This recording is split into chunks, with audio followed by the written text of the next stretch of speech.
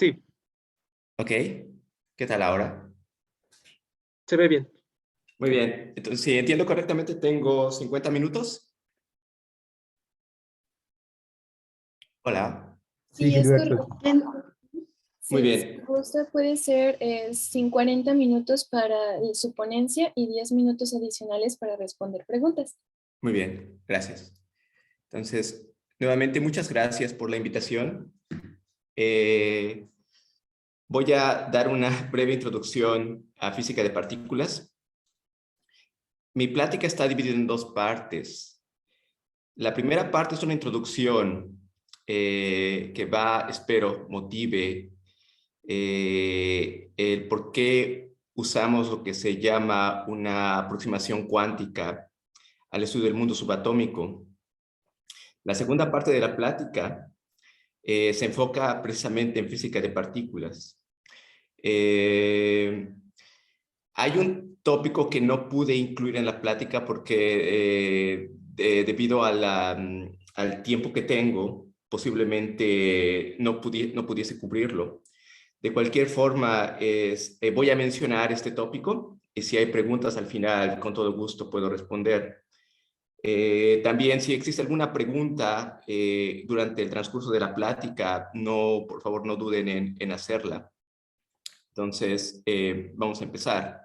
Entonces, voy a empezar con la parte introductoria de la plática. Entonces, vamos a empezar con algo bastante eh, eh, elemental, digamos. Sé que ustedes son estudiantes de preparatoria y la palabra elemental tiene mucho que ver con, digamos, a lo que uno haya sido expuesto, pero esto es elemental en el sentido de que es algo, este es un tipo de física que describe cosas con las que estamos acostumbrados todos los días. En ese sentido es elemental, estoy usando la palabra elemental. No me refiero a que sea fácil o difícil, simplemente es algo que permite describir cosas a las que estamos expuestos todos los días. Entonces, aunque voy a mostrar algunas fórmulas, las fórmulas son de carácter ilustrativo, no voy a enfocarme mucho en las fórmulas como tales. Pero lo que tenemos en esta diapositiva son un conjunto de ecuaciones que describen el movimiento de objetos en la vida diaria. Entonces, hay cantidades que permiten describir el movimiento de cosas que vemos todos los días. Una de ellas es la velocidad, que se refiere al cambio de la posición de los objetos conforme transcurre el tiempo. Hay otra cantidad que es la aceleración, y la aceleración es el cambio de velocidad. Entonces, vean, empezamos por cambio de posición con respecto al tiempo, eso es velocidad, y también nos interesa saber cómo cambia la velocidad misma. A eso es a lo que le llamamos aceleración. Muy bien, ahora, ¿qué produce la aceleración? Bueno, hay algo que le llamamos fuerzas. Entonces, una fuerza tiene como resultado, en muchos casos, cambiar el estado de movimiento, la velocidad de los objetos. Y es precisamente lo que está diciendo esta ecuación. Lo importante acá es que este conjunto de ecuaciones me dan resultados a los que voy a llamarles deterministas. ¿A qué me refiero? A lo que me refiero es a que cuando yo resuelvo este conjunto de ecuaciones, lo que puedo calcular es la trayectoria de las partículas dependiendo, o trayectoria de objetos, usé la palabra partículas, pero objetos, dependiendo a las fuerzas a las cuales esos objetos están sometidos. Entonces, por ejemplo, si yo lanzo una piedra en el espacio, entonces, y yo conozco las fuerzas a las cuales está sometida esa piedra, puedo calcular en qué posición va a estar la partícula conforme transcurre el tiempo. Ahora, hay ciertas cosas que uno tiene que saber. Uno tiene que saber, por ejemplo, con qué velocidad esa piedra fue lanzada inicialmente y desde qué posición la piedra está partiendo. Pero el punto es, estas ecuaciones me van a decir dónde va a estar la evolución de la piedra, va a describir la evolución de la piedra conforme transcurre el tiempo. Entonces, muchos de ustedes posiblemente hayan visto esto en sus cursos de física. en la presencia de un campo de gravedad constante, como el de la Tierra, una piedra, un objeto como una piedra, describe una trayectoria parabólica. Y, repito, con estas ecuaciones puedo saber en qué posición va a estar esta piedra conforme transcurre el tiempo. No solo eso, también puedo calcular la velocidad de la piedra en cada punto de esta trayectoria. Entonces, en ese sentido, estas ecuaciones son deterministas. Me permiten saber exactamente dónde va a estar la piedra, exactamente. Después voy a ahondar un poco más en este término exacto. Pero me permite saber dónde va a estar la piedra conforme transcurre el tiempo. Muy bien. Ahora, hablé del concepto de fuerza. Una fuerza lo que hace es cambiar el estado de movimiento, cambia la velocidad de un objeto. El objeto puede estar estático y después puede estar en movimiento, y ese cambio de estado de movimiento se debe a la presencia de una fuerza. Una fuerza a la que ustedes están bastante acostumbrados, que vemos todos los días, de hecho, es la fuerza de gravedad. Y lo interesante es que la fuerza de gravedad, que está descrita matemáticamente por esta ecuación, depende de la masa de los objetos que están interactuando, y depende también de la distancia a la cual se encuentran estos objetos. Entonces, si por ejemplo yo sé la masa de la Tierra y la masa de la Luna, y la distancia entre los centros de la Tierra y la Luna, con esta ecuación yo puedo calcular la fuerza que la Luna siente debido a la presencia de la Tierra. Y una vez que tengo eso, puedo calcular cómo cambia el movimiento de la Luna, utilizando ecuaciones que mostré en la diapositiva anterior, conforme transcurre el tiempo. Entonces, una vez que sé las fuerzas, puedo calcular la trayectoria circular de la Luna y puedo saber en qué posición va a estar la Luna conforme pasa el tiempo. Pero esta misma fuerza no solo describe objetos celestiales, también describe objetos que vemos alrededor. Puse el ejemplo de la piedra en la primera diapositiva. Incluso si tomo, por ejemplo, mi teléfono celular y lo arrojo, estas mismas ecuaciones también van a describir la trayectoria, la evolución de cómo cambia la posición de mi teléfono, cómo transcurre el tiempo en presencia de la fuerza de gravedad de la Tierra. Es interesante que esta fuerza describe, digamos, el movimiento de los planetas, pero también describe cosas que vemos a nuestro alrededor. En ese sentido, estas ecuaciones, digamos, unifican los cielos y la tierra. Lo que uno ve en el cielo no es nada especial con respecto a lo que uno ve alrededor. Las mismas leyes están rigiendo el comportamiento de objetos en el cielo y también objetos que vemos todos los días. Pero además de la fuerza, la fuerza gravitacional actúa a distancia. ¿A qué me refiero? En el ejemplo entre la Tierra y la Luna, la Tierra nunca entra en contacto con la Luna. Sin embargo, la Luna sabe que la Tierra está allí y se mueve en una trayectoria circular debido a la fuerza que la Tierra ejerce sobre la Luna. Déjenme ser un poco más preciso. Si yo quiero, tengo este objeto en mi mano y, digamos, vamos a ponerlo, es difícil porque es con la cámara, pero si yo quiero que este objeto se mueva, yo tengo que entrar en contacto con el objeto y empujarlo para que pueda cambiar su estado de movimiento. Si yo quiero que este lapicero se mueva, también debo de entrar en contacto con el lapicero para poder cambiar el estado de movimiento. Sin embargo, la gravedad es una fuerza que no es de contacto. La Tierra no tiene que entrar en contacto con la Luna para cambiar el estado de movimiento de la Luna. La Tierra no entra en contacto con este lapicero para cambiar su estado de movimiento cuando lo dejo caer. Entonces, para poder describir esta situación, lo que uno hace es hablar de un campo. Entonces, lo que se hace es, uno tiene a la Tierra y matemáticamente lo que uno puede pensar, uno puede escribir en términos de ecuaciones, es uno puede, vamos a visualizarlo mentalmente, o sea, uno piensa que la Tierra genera una especie de campo en el espacio, y cuando los objetos entran en este campo, el efecto de interacción entre esos objetos y el campo dan resultado a una fuerza. Entonces, noten que el campo solo depende del objeto que está generando el campo mismo.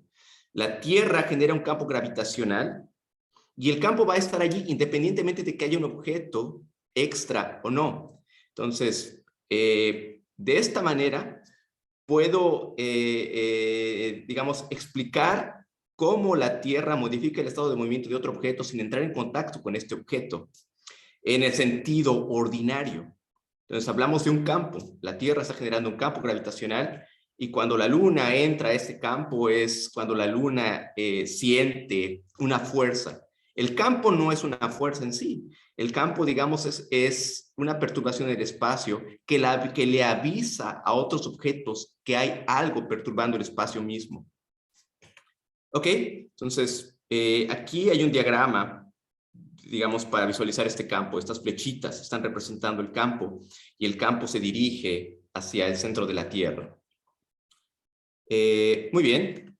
Pero además de la fuerza gravitacional, existe otra fuerza que también digamos, uno puede verla, uno puede experimentarla sin mayor complejidad.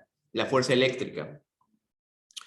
Una forma de ver que la fuerza eléctrica está allí es tomen un peine de plástico, acá tállenselo en el cabello, y el peine, una vez que es frotado con el cabello, puede levantar papelitos de papel, o perdón, trocitos de papel, valga la redundancia. Entonces, si yo no froto el peine con mi cabello, no voy a poder levantar los papelitos. Sin embargo, cuando tallo el peine con mi cabello, algo está pasando, de forma tal que cuando el peine entra en pedacitos de papel, puede levantarlos. Es decir, ahora hay una fuerza, porque ahora el peine puede cambiar el estado de movimiento de los papelitos, algo que no pasaba antes de que frotara el peine. Entonces, pueden tomar también, por ejemplo, un globo, hacer el mismo experimento y se dan cuenta que, como en la fotografía, puede levantar los cabellos. Entonces, en efecto, hay una fuerza, basado en lo que dijimos al principio, debe haber una fuerza que está cambiando el estado de movimiento de las cosas.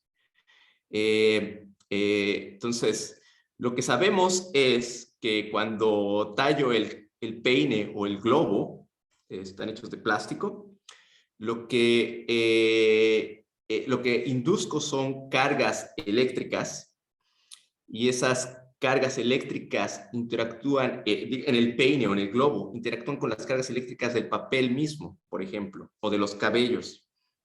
Entonces, en la escuela, uno aprende que hay algo llamado fuerza eléctrica, que es precisamente lo que está aquí actuando, y esa fuerza eléctrica se debe a que los objetos están cargados. Entonces, la carga puede venir de dos signos diferentes.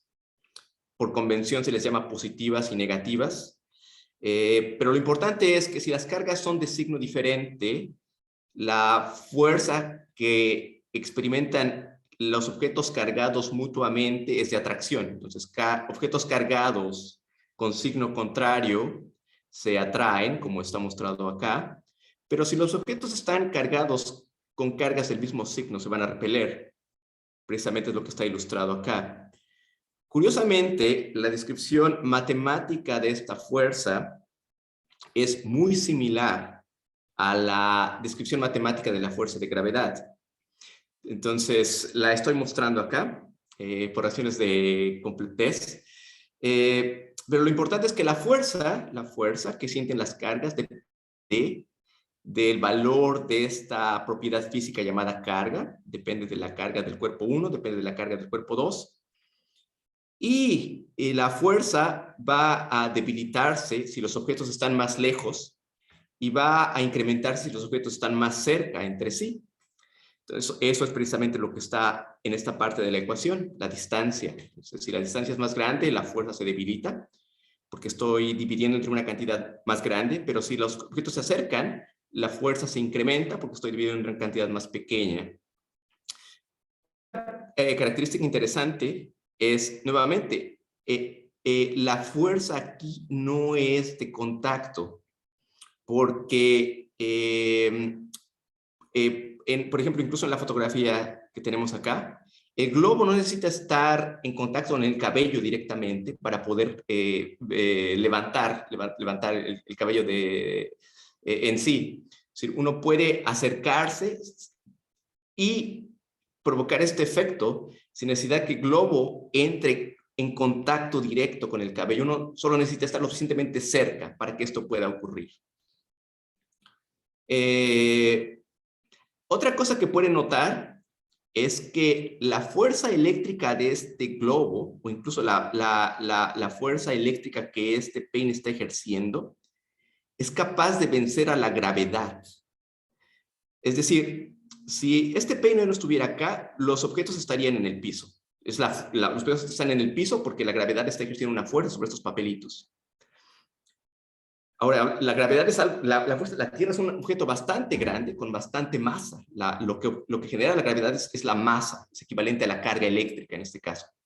Pero lo importante acá es que este peine pequeño puede vencer a la fuerza que la Tierra completa está ejerciendo sobre estos papeles. Entonces, la fuerza eléctrica tiene una magnitud es mucho mayor que la fuerza de gravedad, de forma que este peine pequeñito puede vencer a la fuerza que toda la Tierra está ejerciendo sobre el mismo objeto. Por eso podemos levantar los papeles. Ok, nuevamente, como estamos hablando de fuerza de contacto, uno puede pensar que la forma en la que esta fuerza se transmite es a través de un campo.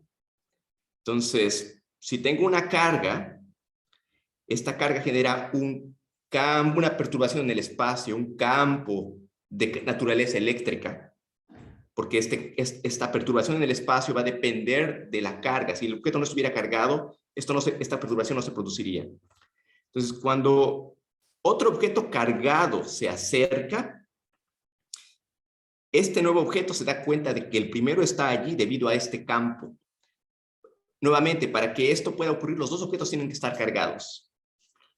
Y si los dos objetos están cargados, los dos objetos generan campos. Entonces, sabemos que si dos cargas del signo contrario se acercan, se atraen mutuamente. Entonces, los dos objetos se están atrayendo entre sí. Entonces, hay dos campos generados. Lo mismo ocurre en el caso de la Luna y la Tierra con la fuerza gravitacional. La diferencia, o incluso entre, digamos, bolígrafo y la Tierra, con la fuerza gravitacional, los dos objetos se atraen mutuamente. La diferencia es que la fuerza que este bolígrafo está ejerciendo sobre la Tierra es bastante pequeña en comparación con la fuerza que la Tierra ejerce sobre el bolígrafo.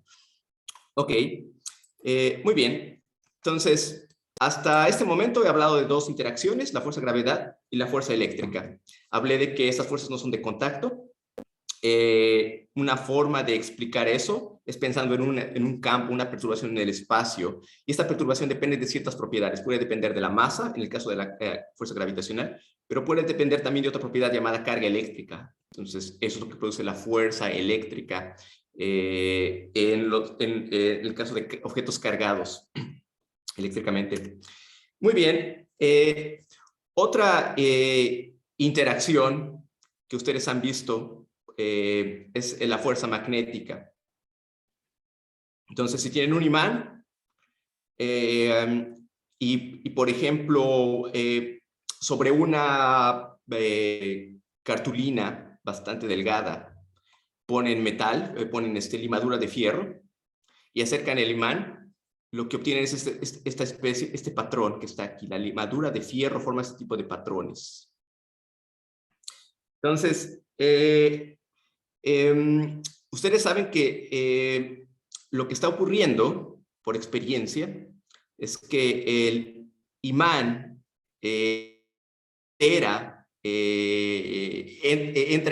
interactúa con la limadura de fierro y eso es lo que da lugar a este tipo de patrón. Entonces hay una fuerza que está cambiando el estado de movimiento de la limadura para que dé lugar a este patrón. O sea, la limadura al principio está desordenada, la vierten sobre la cartulina y ahora acercan el imán y la limadura no se mantiene en el estado inicial, la limadura cambia y forma este tipo de patrones.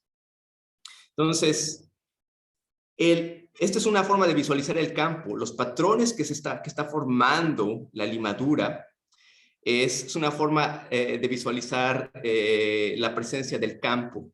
Es algo que no podemos ver en el caso gravitacional. En el campo gravitacional nosotros no podemos ver el campo. Podemos inferir que el campo está allí porque podemos sentir la fuerza gravitacional, porque vemos cómo los objetos son afectados por la presencia de la Tierra, pero no podemos ver el campo.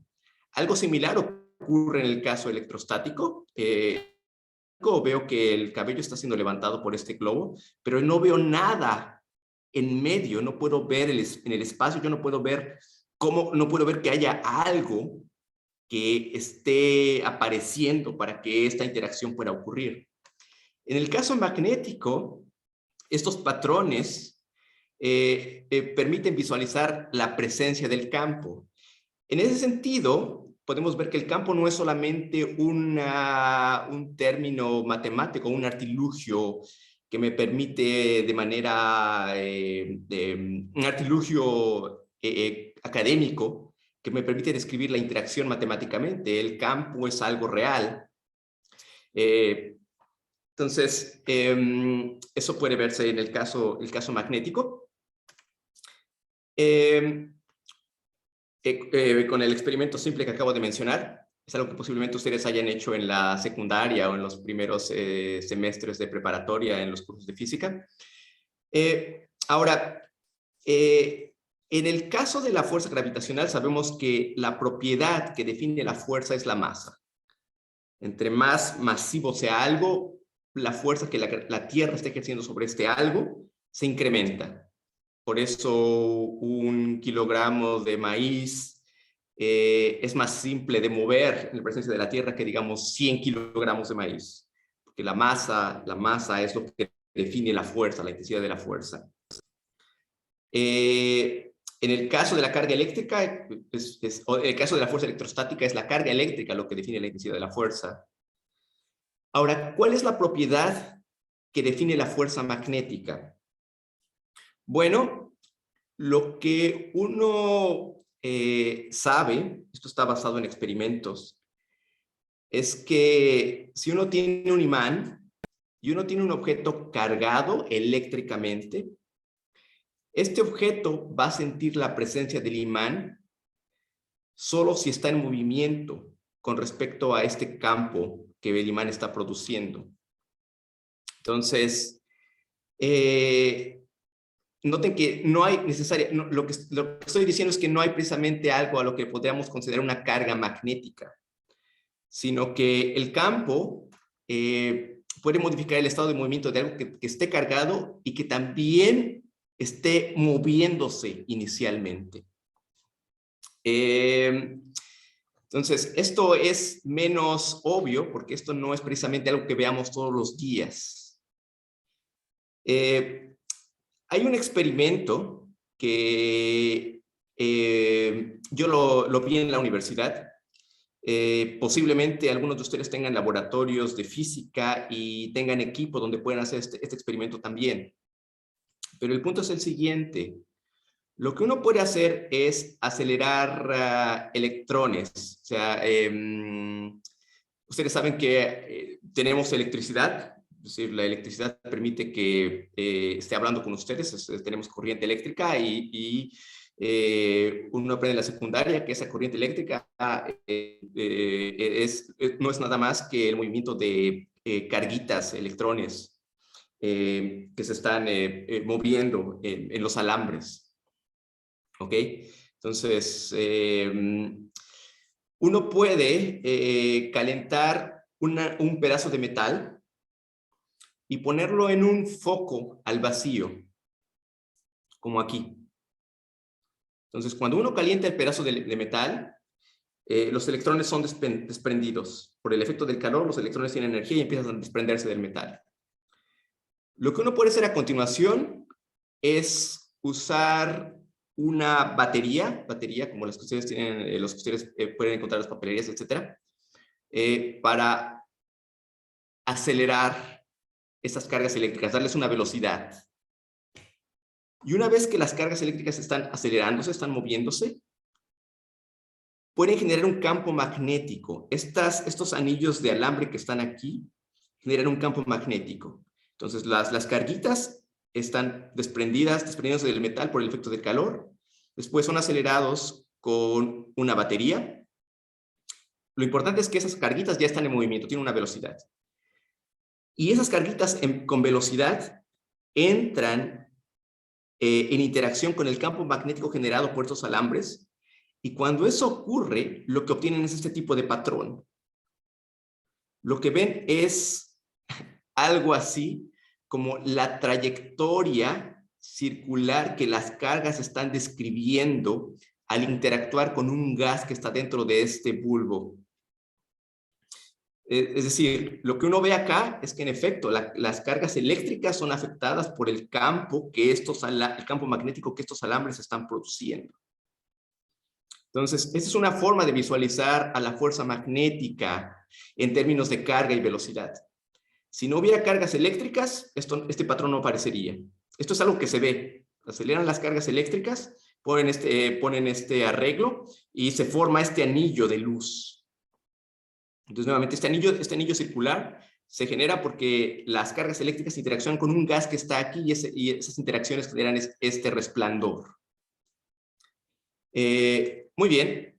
Entonces, esto es un acelerador de partículas, de hecho, porque lo que estamos haciendo es, en efecto, aceleramos estas cargas eléctricas, que son desprendidas del metal, y después cambiamos su trayectoria con el campo magnético. Esto es este es un modelo simple de un acelerador de partículas, como el tipo de acelerador del cual probablemente les hablen más tarde los otros académicos de este evento. Entonces, este es un acelerador simple de partículas. Ok. Ahora, lo que he mencionado es que para que algo pueda sentir el efecto del campo magnético, tiene que cumplir dos condiciones. La primera es debe estar cargado y debe estar en movimiento. Ok. Entonces, supongan ahora que tengo una esferita, y esa esferita la hago rotar, como una especie, como un trompo. Ok, solo tienen un trompo aquí girando. Y esa esferita es cargada también, o sea, supongo que esa esferita es de metal y froto la esferita de metal, por ejemplo, en el cabello por un tiempo suficientemente largo, de manera que la esferita de metal se cargue. Hay muchas formas de cargar esferas de metal. Entonces, supongan que la esferita de metal es cargada y la hago girar de esta forma. Entonces, muy bien. Y ahora lo que hago es poner esa esferita de metal en rotación y cargada en presencia de un imán. Entonces, lo interesante es que esa esferita va a empezar a sentir una fuerza también. Esa fuerza va a depender de cuán rápido esté girando, de cuán rápido sea el giro. Entre más rápido sea el giro, la fuerza que el imán va a ejercer sobre esta esferita va a incrementarse. Entonces, el giro de un objeto de manera cuantitativa está determinado por algo que se llama momento angular. Hay dos factores que determinan qué tan fácil es hacer girar algo. O que determinan el momento angular. De hecho, hay un factor que determina qué tan fácil es hacer mover algo y hay dos factores que determinan el valor del momento angular. Entonces, la forma de un objeto me define qué tan fácil es hacer girar a este objeto. Entonces, por experiencia saben que hay objetos que son más fáciles de hacer girar que otros. Por ejemplo, un trompo está hecho para ser girado. Pero, por ejemplo, no sé, tomen este libro e inténtenlo hacer girar. Pónganle no sé, una especie de punta de metal e inténtenlo hacer girar. Este objeto va a ser más difícil de hacer girar que el trompo. Una rueda de bicicleta es más fácil de hacer girar que, digamos, la misma rueda si le dan una forma cuadrada. Entonces, ¿Qué tan fácil es hacer girar algo? Depende mucho de su forma. Entonces, el momento angular es algo que me dice la cantidad de giro que tiene un objeto. Y depende de su forma, pero también depende de qué tan rápido esté moviéndose el objeto. Eso es lo que me define la cantidad de giro. Es no solamente el giro en sí, la velocidad de giro, sino también la forma del objeto. Es algo que la forma del objeto define lo que se llama inercia, qué tanto me cuesta hacer girar el objeto. Entonces, cuantificar el giro no solamente depende de qué tan rápido esté girando algo. Si algo está girando, está dando 3 revoluciones por segundo y otro objeto está dando 5 revoluciones por segundo, el objeto que está moviéndose a 5 revoluciones por segundo rápido que el otro a 3 revoluciones por segundo, pero ese no es el único factor que me determina la cantidad de giro. Hay la forma del objeto, la masa del objeto, que también define la cantidad de giro. Si el objeto es más masivo y está girando, me va a costar más detenerlo que si el objeto está girando más rápido, pero es menos masivo. Es un ejemplo bastante cualitativo. Lo que voy es, hay algo que se llama momento angular, y el momento angular me define la cantidad de giro, que no solamente depende de la velocidad, sino que también depende de la masa y la forma del objeto. Y ese momento angular es lo que está denotado aquí por la letra L. Muy bien. Entonces, esto que acabo de mencionar va a ser importante pronto. Entonces, lo que uno aprende en la escuela es que la fuerza eléctrica y la fuerza magnética no son independientes. La fuerza eléctrica y la fuerza magnética son dos manifestaciones diferentes de algo a lo que le llamamos electromagnetismo. Matemáticamente, de hecho, la fuerza eléctrica y la fuerza magnética pueden ser descritos por el mismo tipo de ecuaciones. ¿Ok? Entonces, no voy a ahondar más en esto, pero el punto aquí es que la fuerza eléctrica y la fuerza magnética son dos manifestaciones de un mismo fenómeno que llamamos electromagnetismo. Y sabemos que eso es así porque podemos usar las mismas matemáticas para los dos efectos. Ok, ahora vamos a empezar con algo probablemente nuevo para muchos de ustedes. Entonces, resulta que todo lo que he mencionado es algo que corresponde a lo que se conoce como física clásica. Entonces hablé de la fuerza de gravedad, hablé de la fuerza eléctrica, hablé de la fuerza magnética. E intenté dar ejemplos de estas fuerzas. Son fuerzas que vemos todos los días y esas fuerzas cambian la trayectoria de los objetos que vemos alrededor de nosotros. ¿Ok? A inicios del siglo pasado, la gente empezó a hacer experimentos para tratar de entender, por ejemplo, de qué están hechas las cosas. Y empezaron a encontrarse que las ecuaciones que les mencioné anteriormente no podían describir los resultados experimentales. Entonces, lo que voy a mencionar ahora es un ejemplo de estos experimentos. Ok, disculpen, acabo de ver algo. De alguna manera perdí. Supongan que caliento, tengo un conjunto de, ok, no voy a entrar en detalles, lo importante es, tengo un haz de partículas cargadas, electrones, por ejemplo.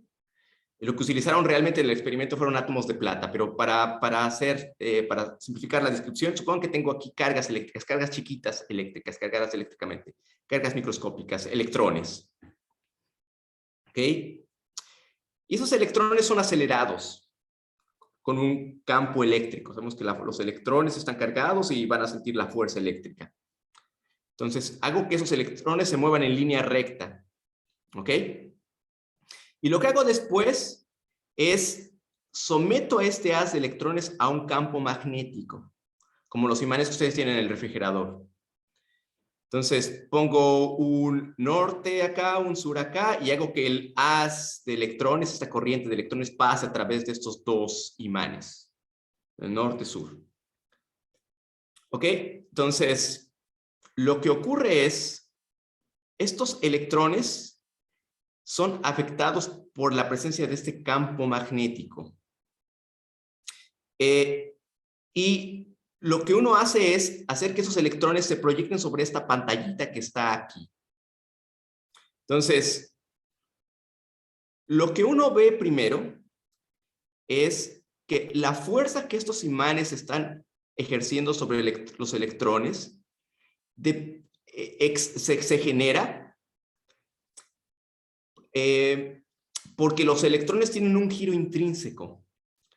Piensen, por ejemplo, en los planetas. Saben ustedes que la Tierra está girando alrededor del Sol, pero la Tierra también tiene un giro intrínseco. Por eso tenemos día y noche.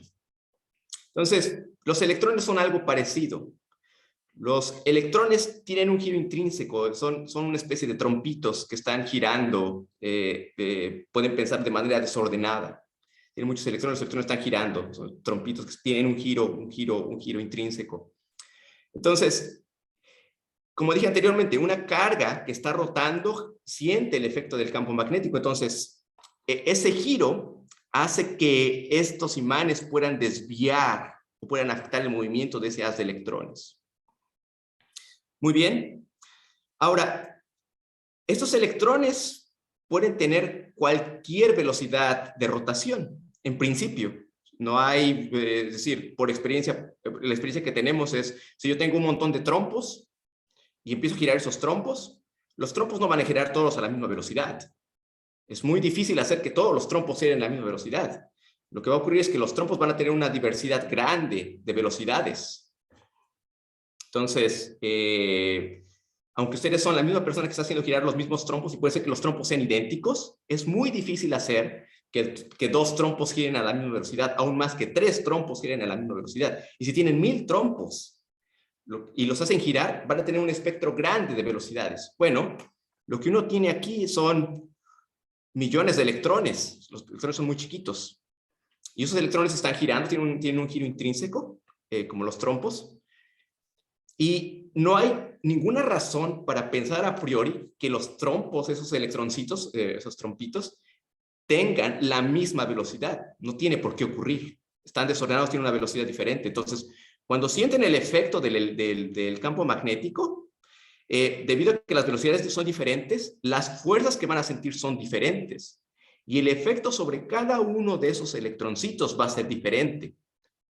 ¿Qué es lo que va a implicar eso? Lo que va a implicar eso es que una vez que los electrones llegan a la pantalla, los electrones van a estar esparcidos en una área grande en esta pantalla. O sea, dependiendo de dónde el electrón impacte la pantalla, depende de la velocidad que tenga el electrón.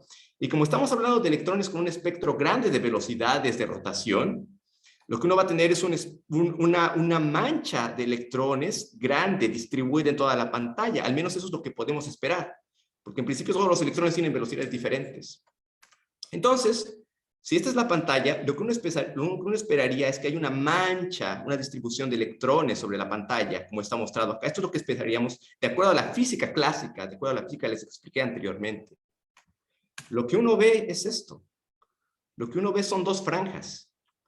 Lo cual es bastante impresionante, porque lo que esto significa es que, contrario a lo que yo estaba esperando, los electroncitos cuando entran en interacción con el campo magnético no tienen un espectro grande de velocidades angulares, si quieren llamarle así, sino que tienen solamente 2 valores, por eso hay 2 manchas. De lo contrario, veríamos todo cubierto, como está aquí. Los valores del momento angular, la velocidad angular, no forma una distribución, sino tiene solamente 2 valores. Eso es bastante contraintuitivo, porque como les dije, si tienen 1000 trompos y los hacen girar, aunque los trompos sean iguales, es muy difícil que todos tengan la misma velocidad, o que tengan solamente 2 velocidades. Lo que este experimento demuestra es que hay solo 2 estados de rotación cuando estos electrones entran en interacción con el campo magnético. Entonces, lo que uno dice acá es que el momento angular, que repito, es una manera de cuantificar la rotación de un objeto, está discretizado, solo hay 2 valores. De manera más técnica, lo que uno dice es que el momento angular está cuantizado. Es decir, está discretizado, solo hay valores discretos que esta cantidad física puede asumir. Entonces, de manera más técnica, a este giro intrínseco que estas cargas microscópicas tienen se les llama spin. Y debido a que solo tiene dos estados, esto es un resultado experimental, uno no está inventando, esto viene de un resultado experimental. Lo que uno encuentra es que, bueno, lo que uno dice técnicamente es que debido a que hay solo dos estados de momento angular, de rotación, lo que uno dice es que los electrones tienen spin un medio, es una manera técnica de referirse a que solo hay dos estados. Entonces, voy a darles otro ejemplo de por qué es necesario. La física clásica no puede describir esto. La física clásica no puede describir por qué solo veo dos franjas. Entonces, eso sugiere que hay que introducir una nueva forma de describir el mundo subatómico. El mundo subatómico demanda una descripción diferente a la que doy a planetas o a imanes, etcétera. Déjenme darles otro ejemplo. Ustedes saben que si tienen un prisma y descomponen la luz, por ejemplo, la luz del sol, en condiciones especiales lo que van a tener es un espectro de luz como el que se ve acá. O sea, esto es algo que se usa bastante, por ejemplo, en cubiertas de libros de física, etcétera. Entonces, lo que uno tiene es una descomposición del espectro electromagnético. Muy bien. Entonces, supongan que lo que se tiene es un gas. Digamos, lo que uno tiene acá es mercurio en este contenedor. ¿Ok? Y tomemos una fuente de luz blanca, un foco, por ejemplo. Entonces, este contenedor tiene mercurio en estado gaseoso y la luz pasa a través del contenedor. Entonces, la luz pasa, entra, supongan que este tubo es transparente, entonces la luz entra en contacto con el gas de mercurio. ¿Ok? Y lo que hacen después es descomponer la luz una vez que haya pasado por este tubo conteniendo mercurio. Lo que uno encuentra es que cuando se hace esto, el espectro electromagnético no es continuo. Van a aparecer franjas negras. Es decir, si este tubo de mercurio no estuviera aquí, lo que ustedes obtendrían es este espectro continuo. Se dan cuenta, hay una transición suave entre el color rojo y el color azul. Pero debido a la presencia del mercurio que está aquí, lo que van a ver es que el espectro ya no es continuo, aparecen franjas negras. Doctor, ¿me escucha? ¿Sí? Sí, le quedan 10 minutos para tener tiempo para la sesión de preguntas. Tengo 10 minutos para las preguntas ahora. No, más bien para continuar y ya usar el tiempo para la sesión de preguntas. Está bien. Entonces, uno puede también calentar el gas que está aquí y repetir el mismo experimento. Es decir, uno puede olvidarse del foco, simplemente calentar el gas y descomponer la luz del gas caliente. Entonces, lo que uno encuentra ahora es que aparecen este tipo de franjas discretas. Entonces, el punto acá es el hecho de que en el primer ejemplo el espectro pierda continuidad se debe a que el gas está interactuando con la luz y está absorbiendo ciertas frecuencias de la luz de manera que el espectro se interrumpa.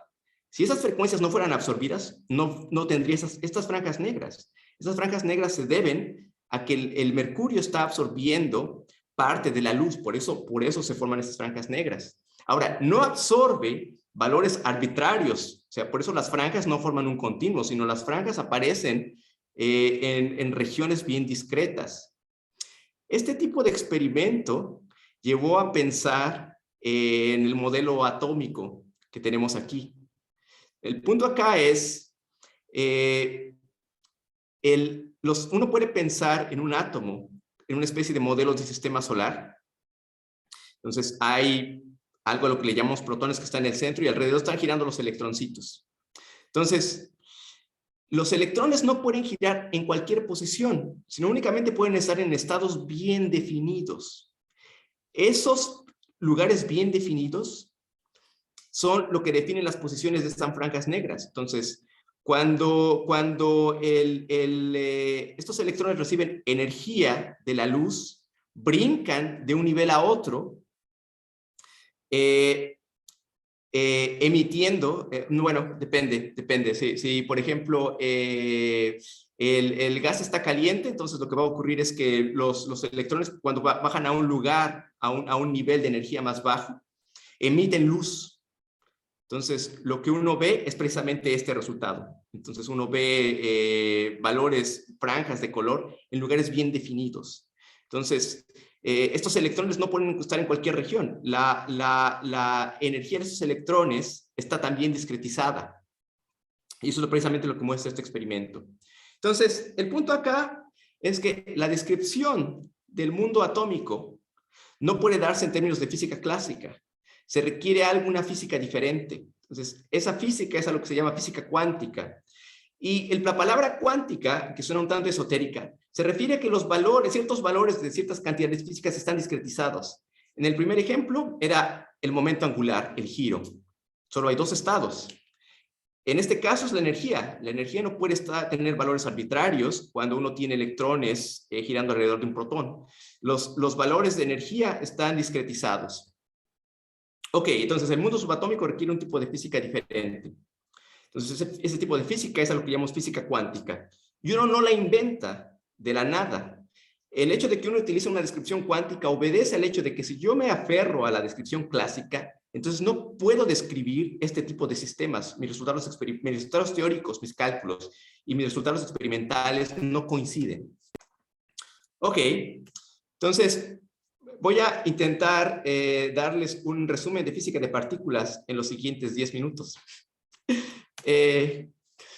Entonces, uno de los objetivos de la física es encontrar cuáles son los bloques fundamentales de la naturaleza. Entonces, en química, sabemos que todo lo que lo vemos alrededor puede ser descrito en términos de la tabla periódica. Y esta tabla periódica tiene 118 elementos. Entonces uno podría decir, bueno, los bloques fundamentales son estos elementos, tengo 118 de ellos, y es como un juego de Lego. Si quiero formar una sustancia diferente, solo combino diferentes piezas y obtengo una sustancia distinta. ¿Cuáles son las piezas básicas del Lego? Pues son las que están precisamente en esa tabla periódica. Entonces, lo que uno aprende después, es algo que ya describí anteriormente, es que hay una descripción más simple. Cada elemento que está aquí puede ser descrito en términos del modelo atómico. Entonces, una forma burda de esta descripción consiste en empezar una especie de sistema solar, donde lo que uno tiene en el centro son una especie de, son protones y también hay neutrones. Y hay electrones girando alrededor. ¿Ok? Entonces, dependiendo del número de protones y el número de electrones, yo puedo formar un elemento diferente. Entonces, también, vean, en lugar de 118 elementos, puedo describir la misma tabla periódica en términos de electrones, protones y neutrones. Entonces, estos 118 objetos o 118 bloques no son fundamentales, porque pueden ser descritos en términos de 3 partículas más simples, electrones, protones y neutrones. Entonces, estas parecen ser bloques más elementales que la tabla periódica en sí. Ok, entonces, ya les hablé de la interacción eléctrica, les di una descripción clásica de la fuerza eléctrica, pero a nivel fundamental, lo que uno sabe ahora es que la interacción magnética que describí en términos de campos, los campos le avisan a las partículas cargadas que hay otras partículas cargadas, el campo está cuantizado, es decir, está discretizado. Así como el giro y la energía estaban discretizadas en los ejemplos que les di anteriormente, el campo también no es continuo, sino que si uno toma un microscopio, uno puede ver que las líneas de campo, en realidad, lo que uno ve son paquetitos de energía que definen estas líneas de campo. Y esos paquetitos de energía son realmente luz. Entonces, las partículas interactúan unas con otras, intercambiando paquetitos de energía, paquetitos de luz. Y esos paquetitos de energía se llaman fotones. Entonces, los electrones, a nivel cuántico, se comunican unos con otros interactuando fotones, interactuando partículas de luz. Las partículas de luz se les llama fotones. Entonces, las interacciones a nivel cuántico, a nivel fundamental, se deben al intercambio de otras partículas, se deben al intercambio de otras partículas. Entonces, dos electrones se comunican entre ellos intercambiando luz, paquetitos de energía. Ok, pero así como se tiene electricidad, existen otro tipo de interacciones que no vemos en la vida cotidiana. Una de ellas es lo que conocemos como interacción fuerte. Resulta que si toman el protoncito que está aquí en el centro del átomo, el protón puede ser destruido. El protón no es elemental. El protón está hecho de otras partículas más simples que se llaman quarks. Entonces, vean, empezamos con la tabla periódica, después fuimos con electrones, protones y neutrones, y resulta que el protón no es básico. El protón está hecho de otras cosas más simples. Esas cosas más simples se llaman quarks. Entonces, resulta que para formar al protón y al neutrón, solo necesito dos tipos de estos quarks. Unos quarks se llaman U y otros quarks que se llaman D. O sea, son nombres. Un quark se llama up, un quark se llama down. ¿Ok? Entonces, un quark arriba, un quark abajo. Son nombres que se les pone. O sea, como a la partícula cargada, a una partícula cargada le llamaron electrón y a otra le llamaron protón. A estas nuevas partículas hay que ponerles un nombre, entonces les llama arriba, abajo, o up, down en inglés. Ahora, estas partículas, para formar el protón, lo que hacen es intercambiar una especie de resortitos. Están conectadas por estos resortitos. Estos resortitos no son de carácter eléctrico. Estos resortitos pertenecen a un tipo diferente de interacción. Estos resortitos reciben el nombre de gluones. Entonces, así como los electrones intercambiaban luz, fotoncitos, para poder comunicarse eléctricamente, los quarks intercambian gluones para poder formar al protón, por ejemplo, para formar al neutrón. Entonces, si ustedes tienen dos quarks de tipo U y un quark de tipo D, lo que tienen es un protón. Pero si ustedes tienen dos quarks de tipo D y un quark de tipo U, lo que tienen es el neutrón. Pero finalmente solo hay U's y D's ligados por gluones. Entonces, lo que uno tiene aquí es un nuevo tipo de interacción, una interacción que se llama interacción fuerte. Ok, entonces, aunque la tabla periódica solo es descrita en términos de quarks U y D para formar al protón, lo que uno encuentra es que el quark U y D, los quarks U y D tienen parientes más pesados. El quark U, de hecho, tiene dos hermanitos, tiene como hermanito al quark C y al quark T, y el quark D tiene como hermanitos al quark S y al quark B. Entonces, resulta que el quark U tiene otros hermanitos que son más pesados. La diferencia entre los quarks es la masa. Entonces, diagramáticamente aquí puede verse cómo estos quarks van de más ligeros a los más pesados. Los quarks U y D, que forman a los protones, son los más ligeros de la familia. ¿Ok? En fin, el punto es, hay algo que se llama interacción fuerte, y esa interacción fuerte me permite formar al protón. Y el protón es formado de quarks y gluones. Entonces, no es una interacción eléctrica, no, es un tipo de interacción diferente que no vemos. Pero si esa interacción no existiera, el protón no estaría formado. Ok, entonces, no voy a ahondar en esto. Lo que quiero mencionar es que hay otra interacción más que no vemos a escala macroscópica. Esta interacción se llama interacción débil. Así como tienen una interacción fuerte, también hay algo que se llama interacción débil. Ahora, ¿cómo sé que existe este nuevo tipo de fuerza? Porque resulta que el cobalto puede convertirse en níquel. Tengo una especie de transmutación. O sea, un elemento se convierte en otro. Entonces, lo que los alquimistas querían lograr, bueno, lo que los alquimistas querían hacer es obtener oro. a partir de elementos más simples. Ocurre algo parecido en la naturaleza. Uno obtiene un elemento a partir de otro debido a esta interacción.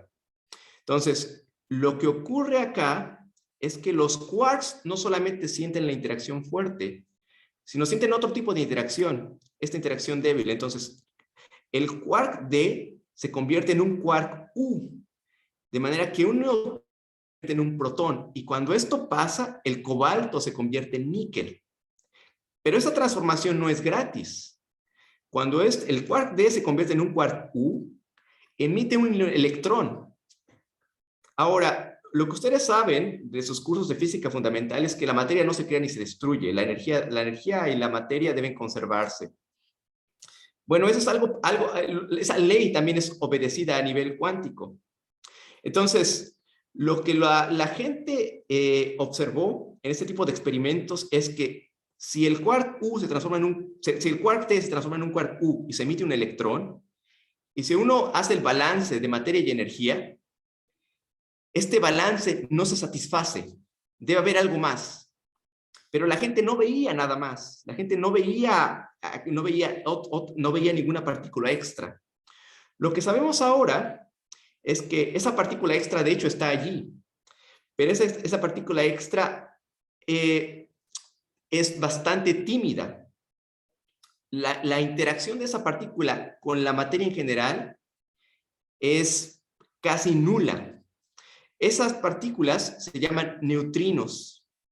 La única interacción que, bueno, por eso que también, para propósitos prácticos, la única interacción que en este experimento el neutrino siente es la interacción débil. Entonces, esta partícula extra se llama neutrino y sabemos que está allí porque si no la incluimos, la materia y la energía no se balancean. Para ser más precisos, la cantidad de momento no se conserva. Es una forma de describir cuantitativamente el balance de materia y energía a nivel subatómico. Entonces, aparece un tipo de partículas nuevas, los neutrinos. Entonces, así como en el caso de los quarks, resulta que el electrón y el neutrino del electrón también tienen parientes. Entonces, ustedes cargan sus celulares con energía eléctrica, y eso viene de electrones. Ustedes ven la televisión gracias a que la corriente eléctrica está suministrada por electrones, pero resulta que el electrón tiene también otros parientes. Hay algo que se llama muón, hay algo que se llama taón. El taón y el muón tienen las mismas propiedades que el electrón, pero son más masivos, así como en el caso de los quarks. Y por cada uno de estas nuevas partículas aparece un neutrino también. Entonces, tenemos un nuevo tipo de partículas. Tenemos a los leptones, que son el electrón, el muón, el taón y sus neutrinos. Entonces, en adición a los quarks, tenemos los leptones, lo cual es bastante interesante porque recuerden, la tabla periódica solo requiere del electrón y del protón, pero el protón no es básico, el protón está hecho por quarks. Entonces, la tabla periódica solo requiere del electrón y los quarks que forman al protón y al neutrón. Y esos son quarks U y D. Entonces, la tabla periódica puede ser descrita en términos del electrón y dos tipos de quarks. Pero resulta que cuando uno hace experimentos, por ejemplo, usando algo que se llama rayos cósmicos, uno encuentra parientes por ejemplo, del electrón que no vemos en los elementos que están en la tabla periódica. De manera que esto es un tanto más general. Voy a brincarme esta parte y quiero resumir lo que he dicho en esta diapositiva. ¿Cuáles son los bloques fundamentales de la naturaleza? Bueno, uno puede pensar en la tabla periódica y uno tiene 118 elementos. Pero resulta que experimentos con física de partículas demuestran que la historia es más simple. La tabla periódica solo puede ser descrita en términos, esos 118 elementos pueden ser descritos en términos de 3 partículas, los quarks U y D y el electrón. Pero resulta que hay parientes de esas partículas. El quark U tiene 3 hermanitos, tiene el quark C y el quark T, que difieren solamente en masa. El quark D tiene otros parientes, el quark S y el quark B, que también difieren con respecto al quark D solamente en términos de masa. El electrón también tiene otros parientes, tiene al muón y al taón, y existen otras partículas nuevas, los neutrinos, que aparecen ahí. De lo contrario, la energía y el momento no se conservan. Son las leyes de conservación a nivel subatómico. De hecho, también a nivel macroscópico, el momento tiene que conservarse. Ahora, estas partículas interactúan entre sí, intercambiando mensajeros, y estos mensajeros son también partículas. En el caso de la fuerza electromagnética, el mensajero es el fotón. Entonces, ese campo que ustedes aprenden que existe en física básica, no es un campo continuo, sino que si ustedes pueden ver, aquí la palabra es bastante, el término ver es bastante malo, pero digamos si pudieran ver, amplificar ese campo, lo que verían es que las líneas no son continuas, sino que están discretizadas, está cuantizada. Y esos elementos básicos que forman el campo son los fotoncitos, son partículas de luz. Ahora, para formar al protón hay algo que se llama interacción fuerte. Así como están esas partículas de luz, hay un análogo de esta interacción fuerte y esas partículas ahora se llaman gluones. Entonces, las partículas sienten esta interacción fuerte intercambiando gluones. Y existe otra interacción que se llama interacción débil. Mostré, permite el cambio de níquel en cobalto o viceversa, no recuerdo el orden, pero esa interacción es mediada también por intercambio de otras partículas. Esas partículas son el bosón Z y el bosón W. Entonces, esto que está aquí, lo que está, es, digamos, mi nueva tabla periódica. Son los bloques elementales de la naturaleza. Y eso es precisamente lo que hace física de partículas. Lo que hace física de partículas es estudiar la interacción de estos bloques fundamentales. Hay un bloque más. Por razones matemáticas, así como fue introducido, uno requiere una partícula extra que pueda darles masa a los quarks, al electrón, al muón y al taón. Y también, por ejemplo, al bosón Z y al bosón W. Esa partícula es el Higgs. Entonces, esta partícula extra permite darles masa, por ejemplo, a los quarks, al electrón, al muón, al taón y a esta partícula llamada Z y esta partícula llamada W. Entonces, lo interesante es que las ecuaciones que describen las interacciones de estas partículas son tan simples, si ustedes quieren llamar simples a esto, que pueden ponerse en una taza. Las ecuaciones que describen la interacción de estas partículas están escritas en esta taza. Por supuesto, una vez que uno desarrolla los términos matemáticos que están aquí, la situación se vuelve complicada. Pero lo importante es, las ecuaciones tienen cierta elegancia. Y esa elegancia y simplicidad es tal que toda la física de partículas puede ser descrita por las ecuaciones que están en esta taza.